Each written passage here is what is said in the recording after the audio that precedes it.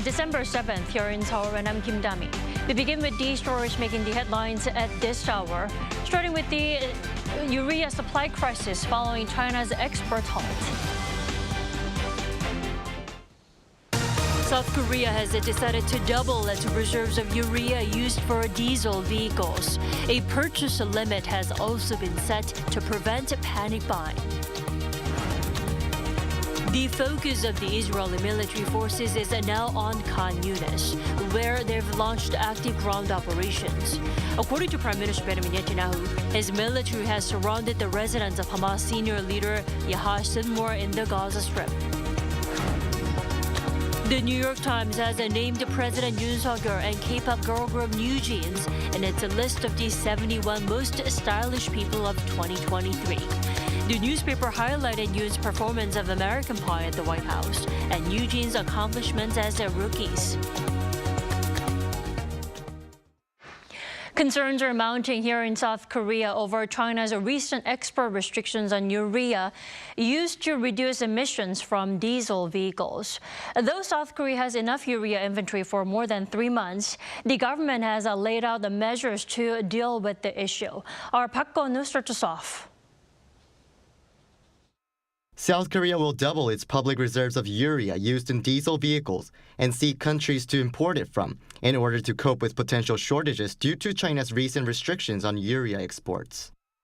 During a pan-government key economic security items task force meeting on Wednesday, the government said it will be increasing the inventory of urea from 6,000 to 12,000 tons and provide 2,000 tons beforehand to industries where supply is tight.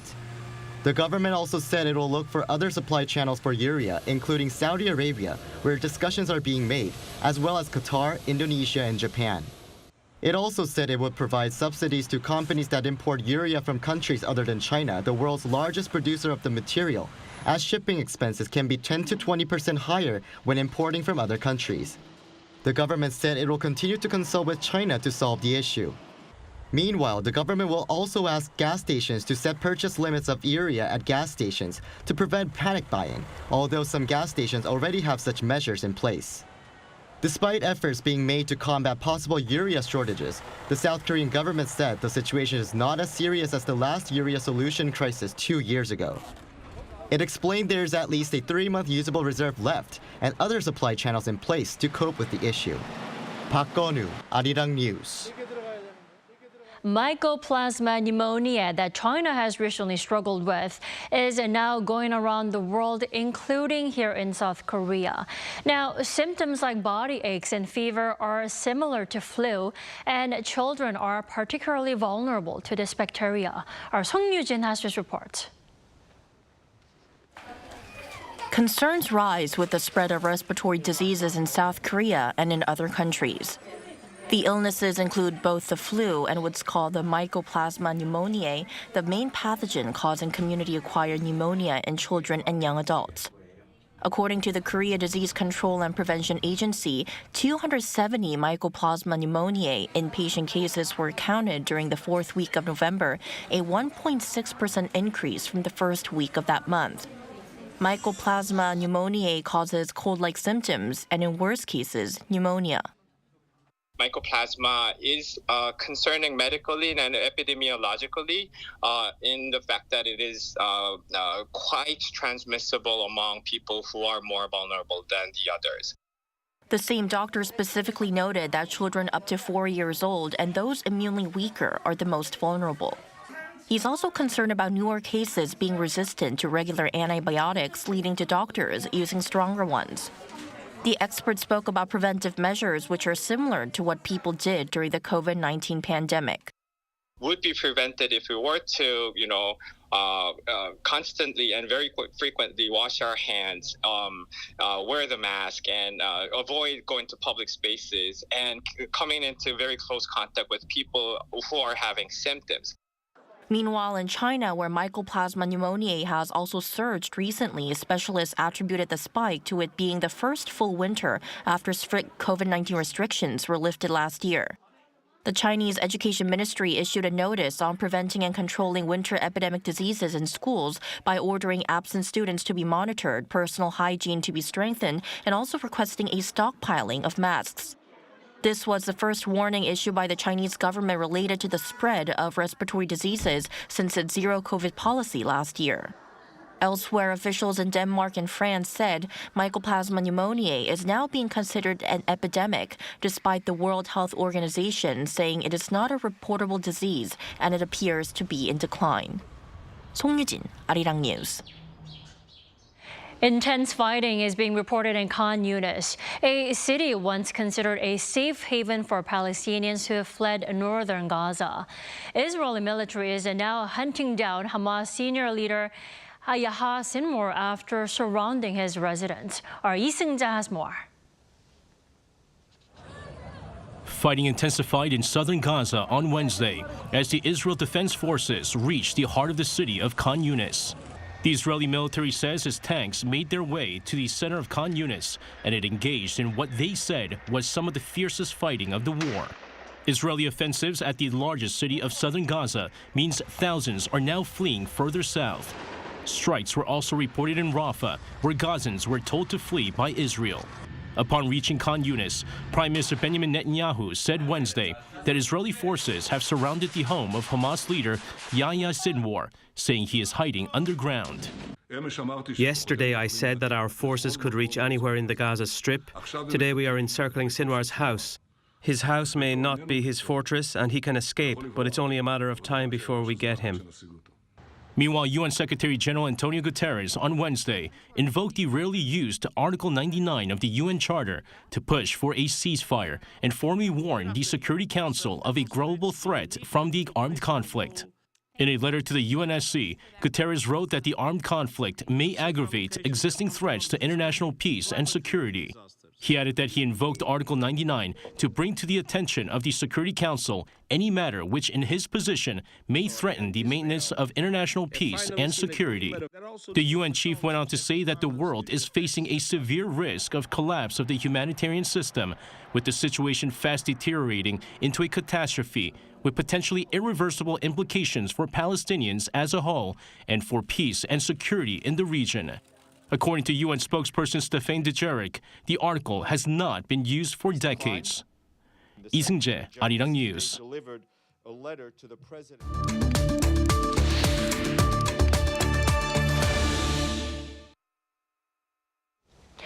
Job openings in the U.S. hit the lowest level since March 2021, with the labor market softening. Is this a sign that it's time for the Fed to cut its key interest rate? For more, we're joined by Professor Shin Se-don this morning. Welcome. Good morning. Good morning. Professor Shin, job openings in the U.S. hitting the lowest level in over 2 years. Now, how is this an indication that consumer prices are being tamed? Well, job openings were 8.7 million, and that is traditionally it has been 7 million before pandemic. So if you compare it to the pandemic period, still it's a little high, 1.7 million high. So that tells you that labor market is still pretty hot, and so for the people in the Fed, they could not be satisfied that the labor market has been pretty much cooled. So to me, 8.7 million job opening, and also job opening ratio pretty above point, I think 7. Still, labor market is pretty hot, and that tells you that it's going to take some time for the people in the Fed would lower the rate. I see. Then you wouldn't say the cooling demand across the U.S. labor means a rate cut soon. What do you think? It's definitely being welcomed by the Fed, though, right?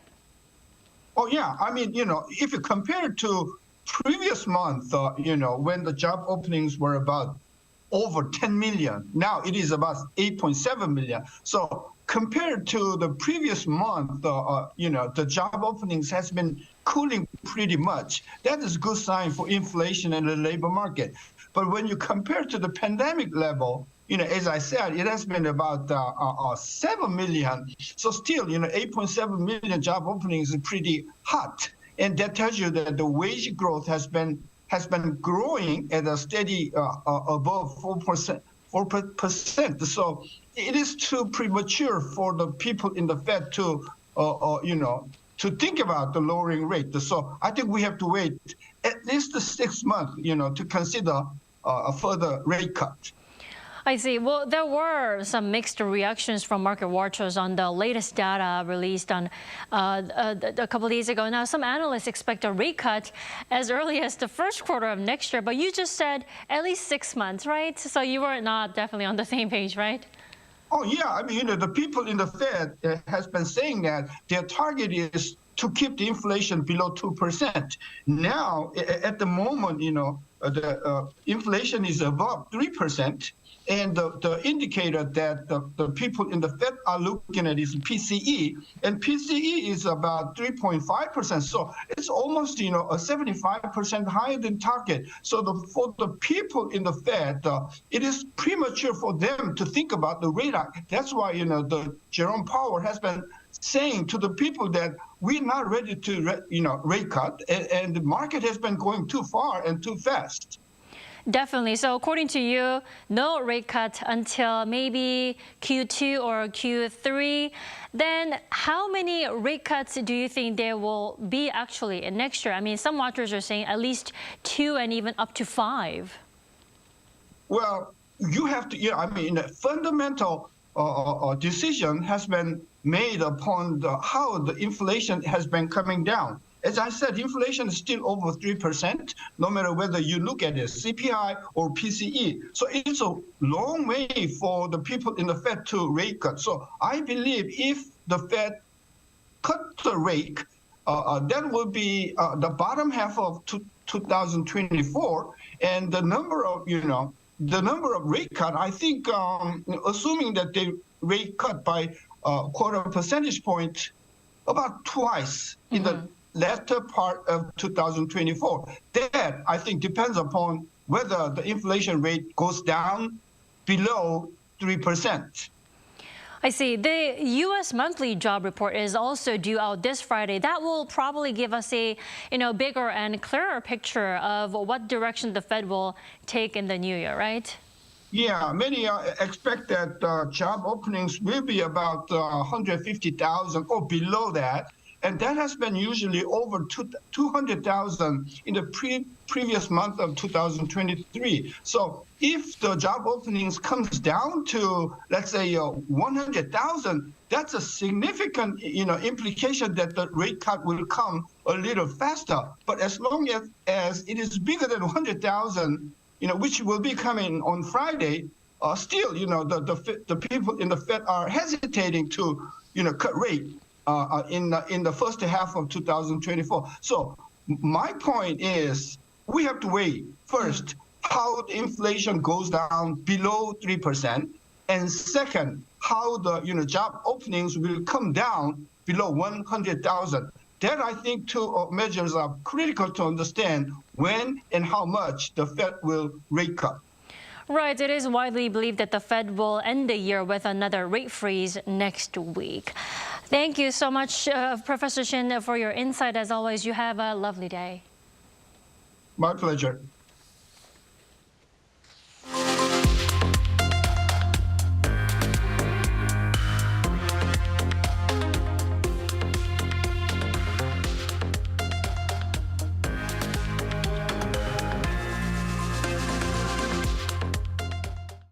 The New York Times has chosen South Korean President Yoon and K-pop girl group NewJeans as a part of its 71 most stylish people of 2023.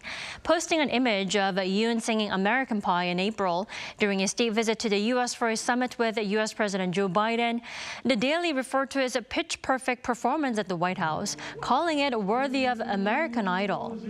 The New York Times also highlighted NewJeans' accomplishments this year. It said the group has a sound inspired by late 90s and early 2000s R&B, adding that NewJeans has also become the first female K-pop act to play at Lollapalooza. Local shops here in South Korea are being revamped and upgraded to welcome back visitors from all around the world after the pandemic years. From a special section named Must-Haves of Korea to tax refund machines, our Yoon went to check them out. South Korean retailers are revamping their stores to provide special services at branches frequented by global visitors. This comes as the number of foreign visitors is showing a recovery from the COVID-19 pandemic. According to the Korea Tourism Organization, there were more than 1.2 million visitors to the country this October. That's almost 160% more than in the same month last year. One branch of a major supermarket chain created a special section in September named Must-Haves of Korea. This store has a special K-food zone with the most popular products purchased by foreign customers in one place. According to store officials, before the pandemic, nearly half of the sales at this branch came from foreign customers, but this dropped to as low as 1% of sales during the pandemic. The sales from foreign customers have recovered to around 30% as of August this year. The branch also provides a luggage storage service, currency exchange, and tax refund machines, and its international shipping service resumed in May. I came from Europe for a few days, and I'm sending it from here because in order to bring a big suitcase, there was a very big fee. One of South Korea's main health and beauty chains has reopened its largest branch in the country, located in Myeongdong, one of the most popular areas for tourists. This branch welcomes around 3,000 customers every day, with about 90% of them being foreign customers. It was recently renovated with a focus on introducing a wider range of brands to foreign customers and creating opportunities for the chain to expand globally. So I think it's pretty foreigner-friendly. Compared to my experiences in other countries, I would say it's pretty organized. It's like by brand and by like the specific product that you're looking for, and they really help you. The K-Beauty Now zone features emerging K-beauty brands, and the store is arranged so products in high demand from foreign customers, such as face masks and sunscreens, are at the front of the store. A specialized mobile website provides a multilingual guide service, including the map of the store and the location of popular brands. At the Global Service Lounge, visitors can use the tax refund service, which saves them a step at the airport. According to store officials, from January to October this year, its branches in Myeongdong area have seen an about 840% increase of sales to foreign customers compared with the same period last year. They added that this year they also saw customers from a wider range of countries, with more customers from English-speaking countries and from Southeast Asia and Japan. Yoon, Arirang News.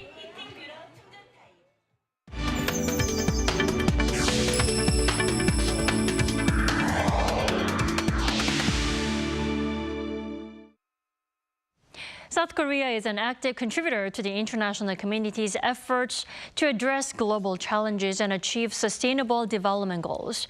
Our Lee Si-hoo sat down with Ulrika, the Assistant Secretary General of the UNDP, here in Seoul to discuss what's particular about South Korea's cooperation.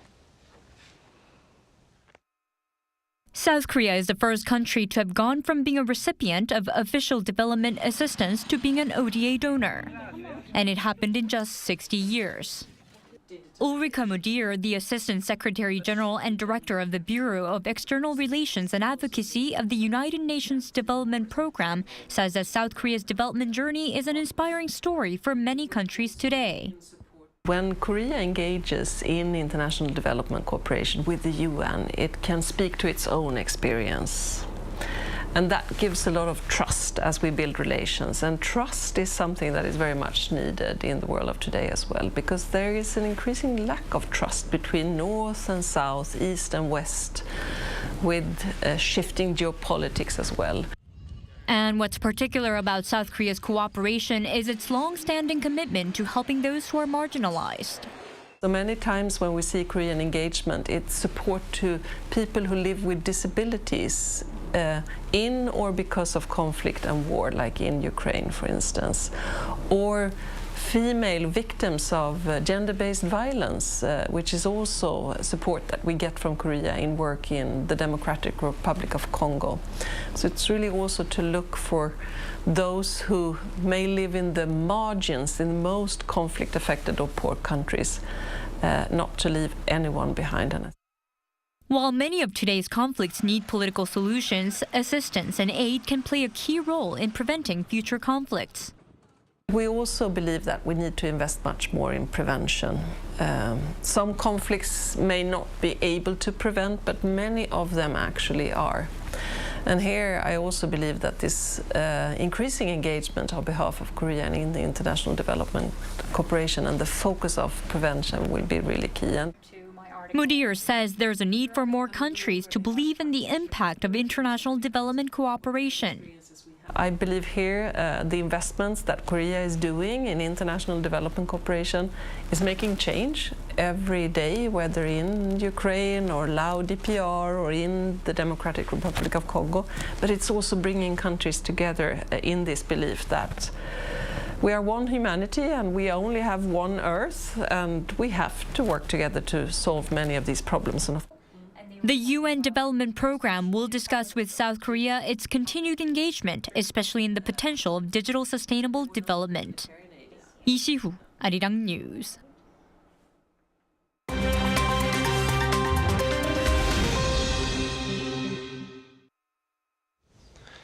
Good morning, I'm Kim Si-young, and we now turn over to stories from around the world. The G7 will ban Russian diamonds from January 1st. The group of 7 major economies announced a ban following a leaders' meeting on Wednesday. A direct ban will come in at the start of January, followed by phased-in restrictions on indirect imports of Russian gems expected to begin around March 1st. The policy includes plans to introduce a robust traceability-based verification and certification mechanism for rough diamonds by September 2024. The G7's ban on Russian gems, however, does not include diamonds for industrial use, nor the tracing of polished stones. Now moving on, at least 3 people have been killed in a shooting in Las Vegas. Local police have said the suspected shooter has also been killed. The shooting on Wednesday at the University of Nevada is still being investigated, and police say the number of victims could rise. The previous day in Texas, a day-long series of attacks in Austin and San Antonio left 6 dead and at least 3 wounded. Police have arrested the suspected Texas shooter and identified him as a 34-year-old Shane James. James has been charged with capital murder for allegedly shooting and killing 4 people, as well as shooting 2 police officers with a large-caliber handgun. 2 more bodies were found later in San Antonio, which were identified as James's parents, and James is the main suspect in these deaths. Now, Google's parent company, Alphabet, unveiled on Wednesday its most advanced artificial intelligence model, Gemini. It is capable of processing different forms of data such as video, audio and text, allowing for a more advanced reasoning and understanding compared to Google's previous AI technology. According to Google, Gemini Ultra, the top-performing version of Gemini, outperforms its competitor OpenAI's most advanced AI model, GPT-4. A part of the Gemini model has been added to Google's pre-existing AI assistant, Bard, on Wednesday. As our last story of the day, pop star Taylor Swift received another accolade on Wednesday as Time magazine named her its Person of the Year. The 33-year-old star, who broke box office records with her Eras tour and is hailed as boosting the economy of every city she visits, told Time that "This is the proudest and happiest I've ever felt and the most creatively fulfilled and free I've ever been." Time magazine also noted that Taylor Swift is the first person from the arts to be honored for her success as an entertainer.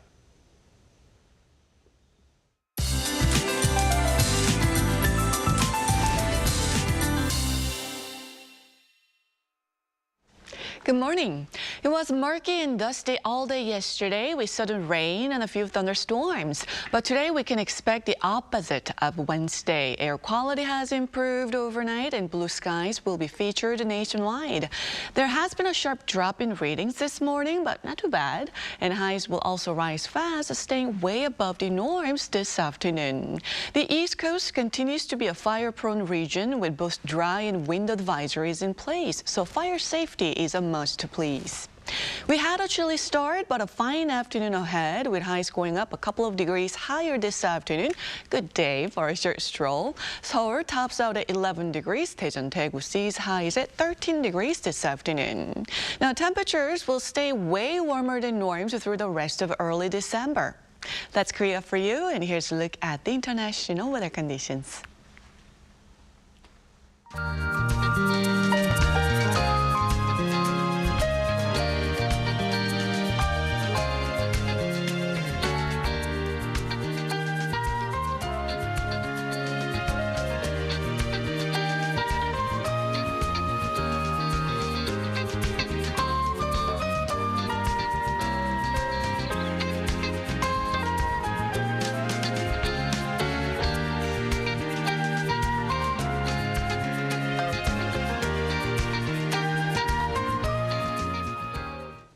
We thank you for watching New Day at Arirang. We'll be back tomorrow for Friday's edition at the same time, 9 a.m. Korea time.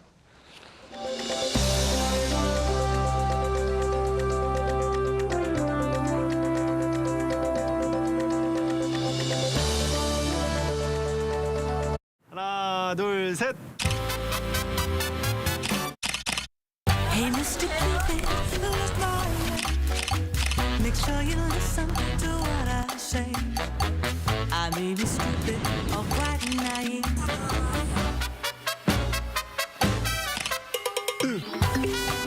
끝없이 쏟아지는 포토스팟. 휴대폰 한 대로 감당할 수 있겠니? Arrow straight through my heart.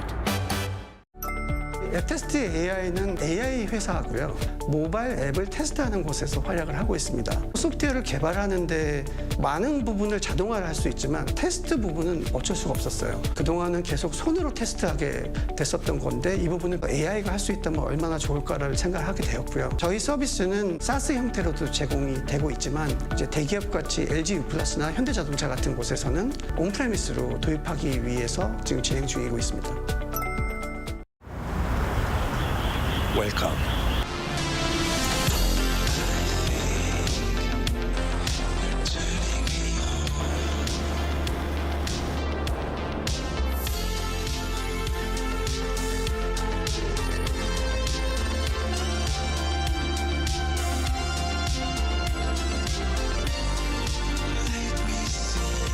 (24시간) 불이 꺼지지 않는 나라. 감당할 수 있겠니?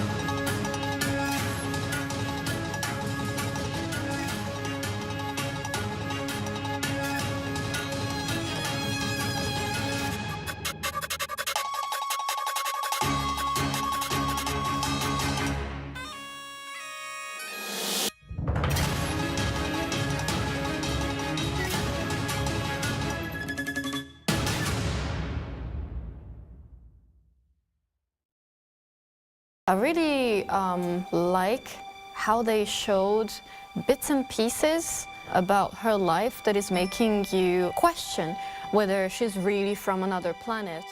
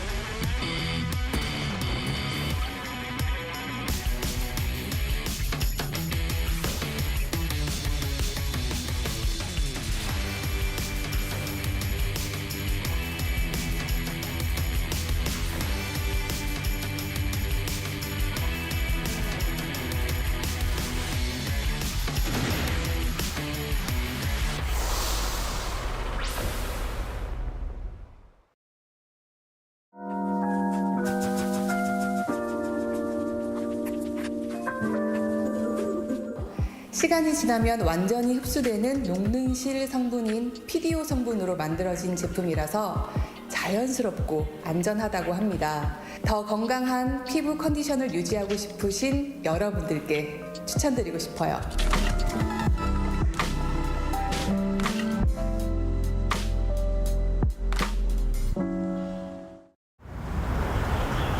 웰컴.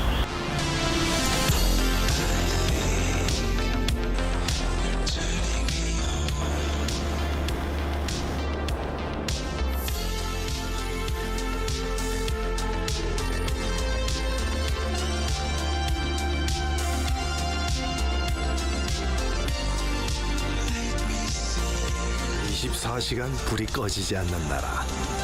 감당할 수 있겠니? Korea hydro and nuclear power envisions a world flowing with energy as clean as the blue skies,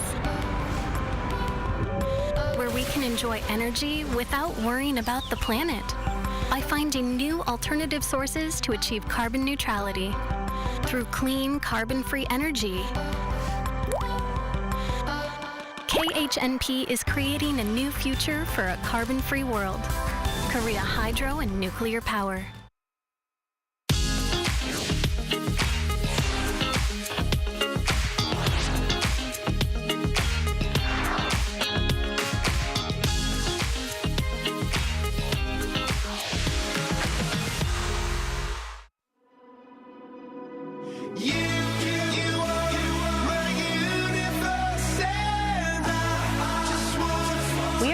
A new type of news. New insights, new styles, and new topics every day.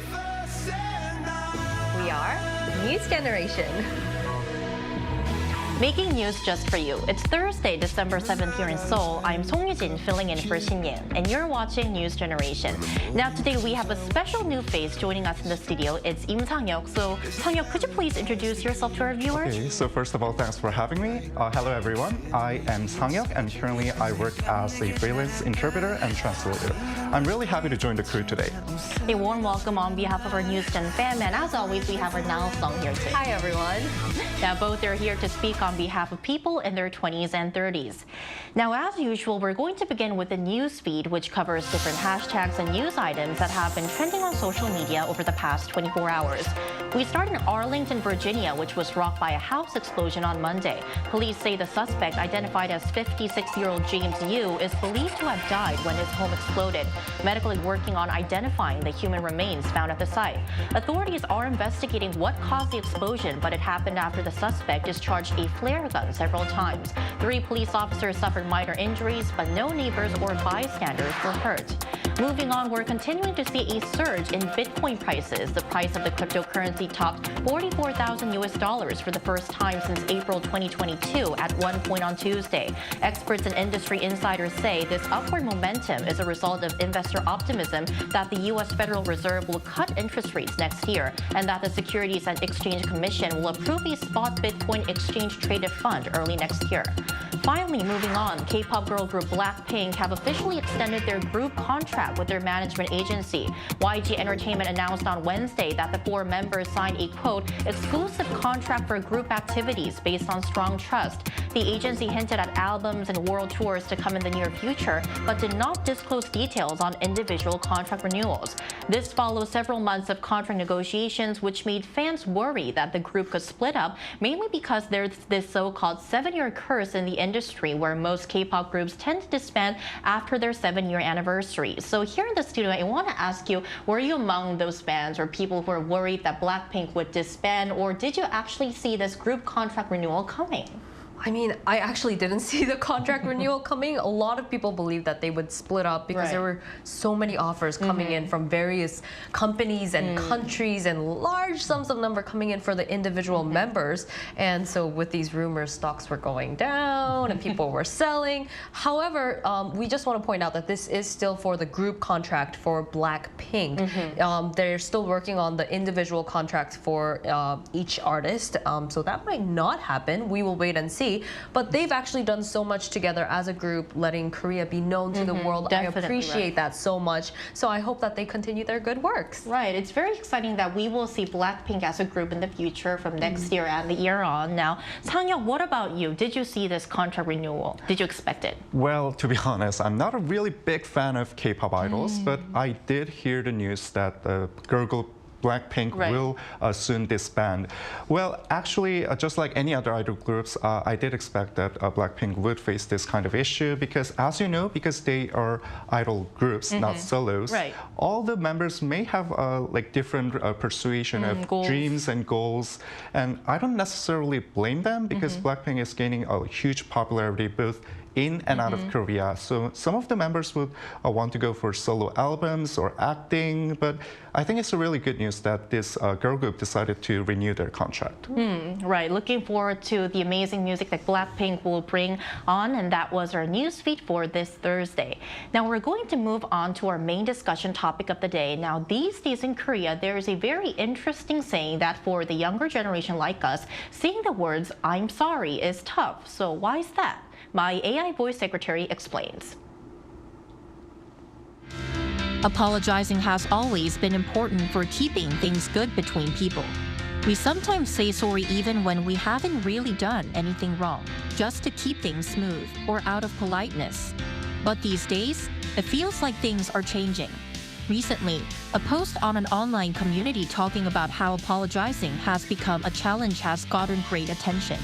Some wondered what's so hard about it, while others said there are times nowadays when it's just better to keep quiet. So, as we've just seen from the VCR, there's this emerging perception that the younger generation is, well, not great at apologizing. Now, the big question is today is this perception a fact or a myth? So let's first explore some of the reasons that are given to explain why our generation seems to struggle with giving apologies. It doesn't seem to be entirely a myth. I mean, I felt it personally too. Perhaps it's this generation's characteristics of being able to stand up for themselves and being self-protective, whether it be for their rights or even sometimes our pride. A lot of the East Asian culture traditionally consisted of apologizing even when you didn't do something wrong. And this was considered to be polite, right? However, this generation is learning that sometimes people take advantage of that. They take that and kind of take the apology and use it as a weak point. Being held responsible for something that you didn't do and you just apologized out of the goodness of your heart is not fun. As there's a large spread of people crossing boundaries, whether it be in private relationships or in business, opting not to apologize seems to be somewhat of a way to protect yourself. I agree. And I think you made a very valid point because in the past there was this East Asian Confucian culture that we always said sorry even in cases where we did nothing wrong. But I think that these days, because of the changing societal atmosphere, there are times even when we say sorry, people just shoot back at you, then why did you do something that made you say sorry? So I think that this is kind of like partly because of a shifting trend or shifting atmosphere in the society. Now, what do you think, Sang-yeok? Well, first of all, I do agree that many millennials and Gen Zs are reluctant to express their apology even if they have done something wrong. And I think there are two reasons behind this. So first is the digital evolution. The millennials and Gen Zs are the generation that are really used to and comfortable chatting online, using social media and other platforms. So when it comes to the reality, when they face the in-person communication, they feel really awkward to express their true feelings, emotions, and I think that's one of the reasons they're having difficulties to express their apologies for that. And another reason can be, in the past, the society was more open and tolerable to one's mistakes, but these days, many people are reluctant to accept one's apology, and they just punish somebody for doing something wrong. So in this case, many youth would probably think, why should I make an apology when nothing changes? So I think this is a bit frustrating because if this kind of social atmosphere continues, then obviously no one would really step up to make an apology, even if he or she did something wrong. Right. So our generation being used to using digital technology and used to digital communication, and also kind of like the societal atmosphere that it's become less merciful and kind of harsh are one of the reasons, I think. So as you reflect on yourselves and the people around you, do you believe that our generation actually is bad at saying the words "I'm sorry"? Well, although I'm someone who's in the millennials group, I usually say I'm sorry or thank you so much, because as a freelance interpreter, I have to like face different various clients. So it's not just about necessarily expressing apology, but it's for the sake of my business relations with others. But I do agree that overly expressing apology can be like deemed as too low-key, even though you haven't done something wrong. But actually expressing apology when you really did something wrong should be the appropriate manner here. And not just about this kind of expressing apology, but if you're a person working in the service sector, I think the #1 priority is actually building social relations with others. So although you haven't done something wrong, you should still try to express your thoughts and apologies, even though you haven't really done something wrong. I think it's just for the sake of the social manner. I think that striking that balance will be really important. So saying sorry when you need to, whether that be business purposes or whether you did actually something wrong, but you don't really have to say sorry when you've done nothing wrong, actually. So what do you think, Niall? I mean, I certainly agree with the whole balance thing. Everything is about balance. And like Sang-hyuk was saying, sometimes professionally it is necessary to apologize to kind of ease that business relationship because it's all relational, emotional.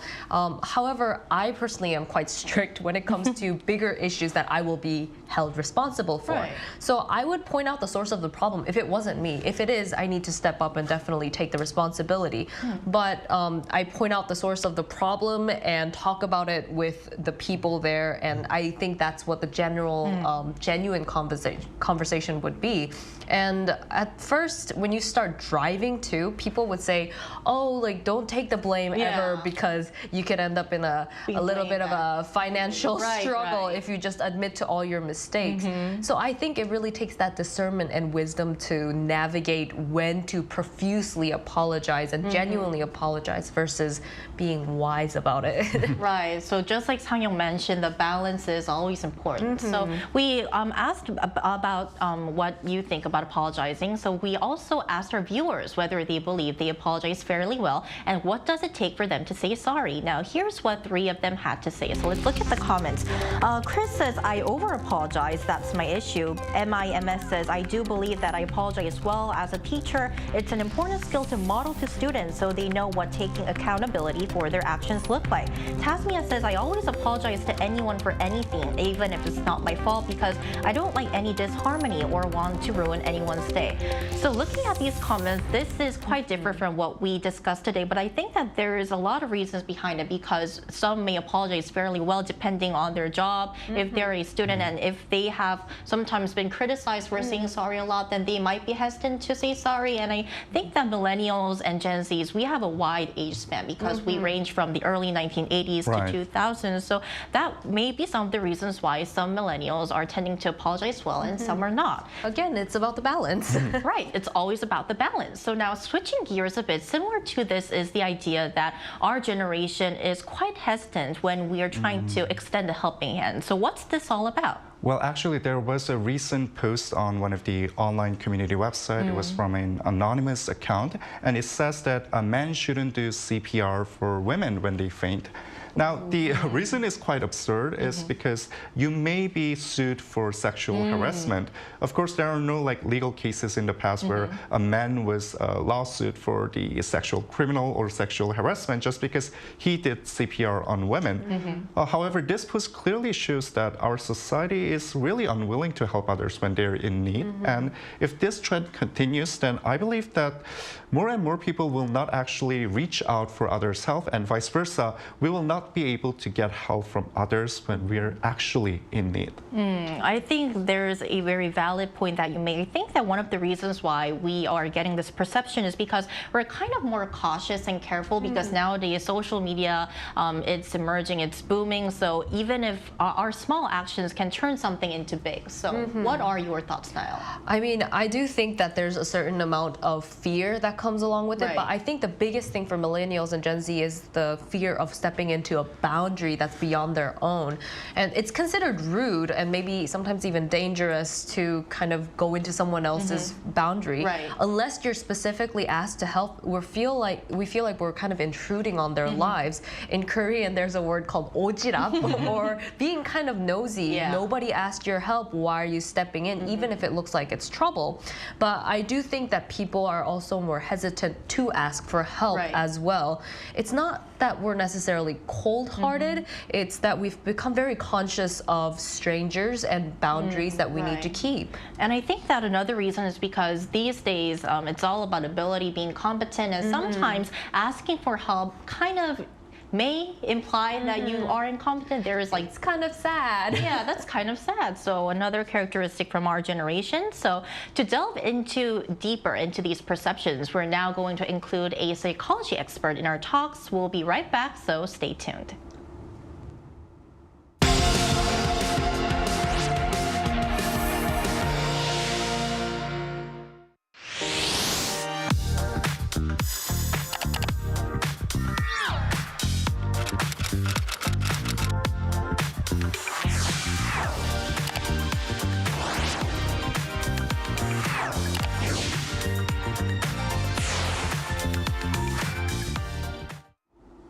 So today we're joined by Christy Chun, who's a counselor at the Torch Trinity Counseling Center in Seoul. Welcome, Christy, to the show.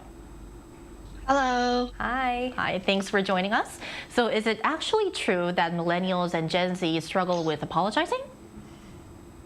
Well, on the surface level, I think people may think that MZs are less apologetic, but not all MZs, of course, as we have seen the opinion polls. And I think this can happen when apologizing collides with the values MZs might have. Just to highlight a few, being more individualistic and self-assertive. In a relationship, when MZs are too vocal about their opinions, it can deliver the message of, I'm right and you're wrong. And so the other person might feel like MZs are very strongly opinionated and not able to say sorry. And the older generation in Korea especially would say 죄송합니다, sorry first, and not even express their opinions, especially to someone higher in position or of age.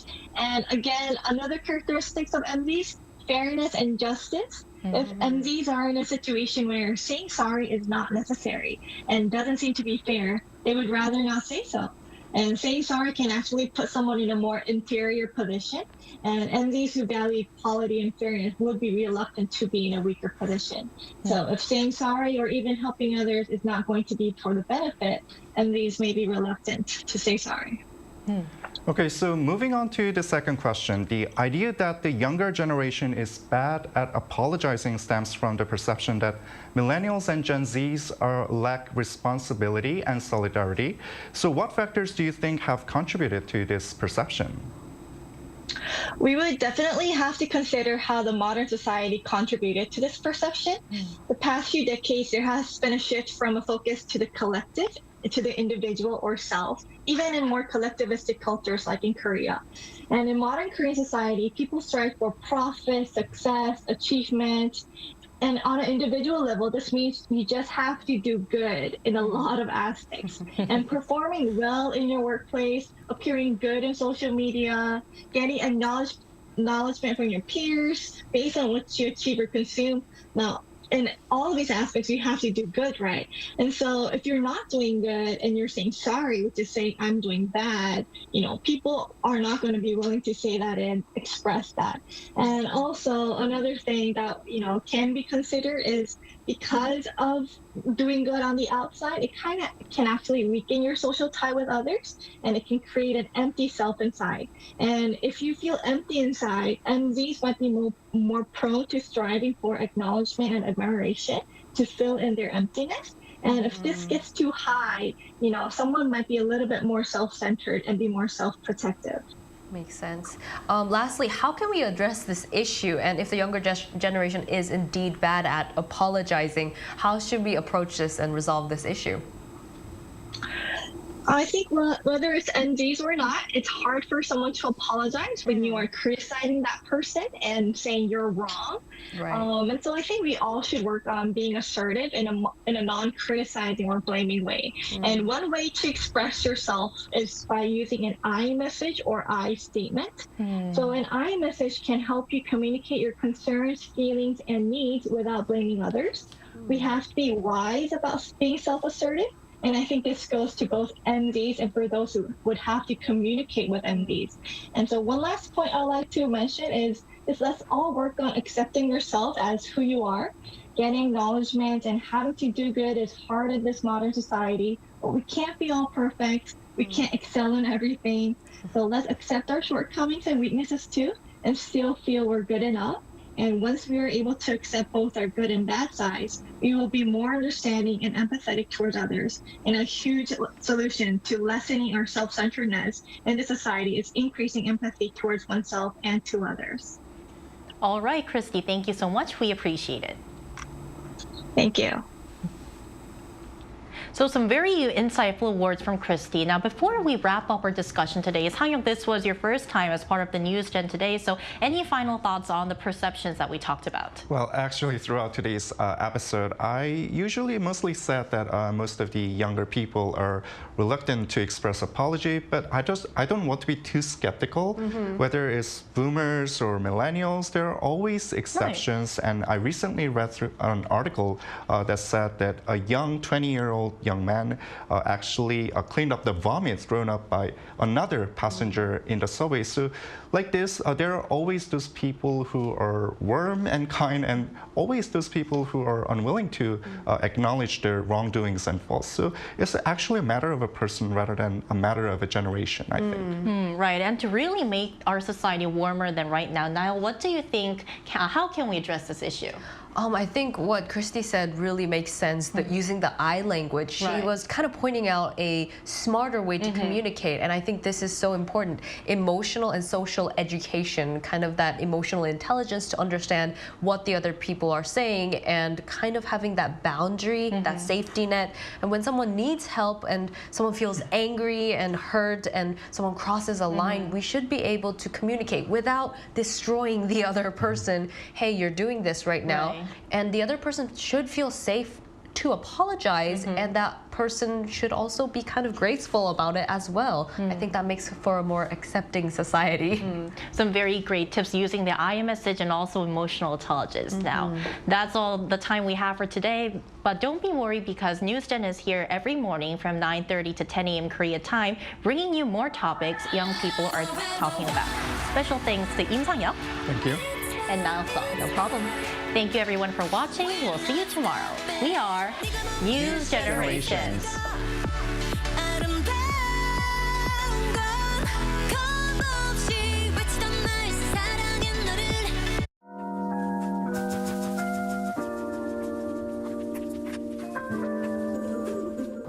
시간이 지나면 완전히 흡수되는 녹능실 성분인 PDO 성분으로 만들어진 제품이라서 자연스럽고 안전하다고 합니다. 더 건강한 피부 컨디션을 유지하고 싶으신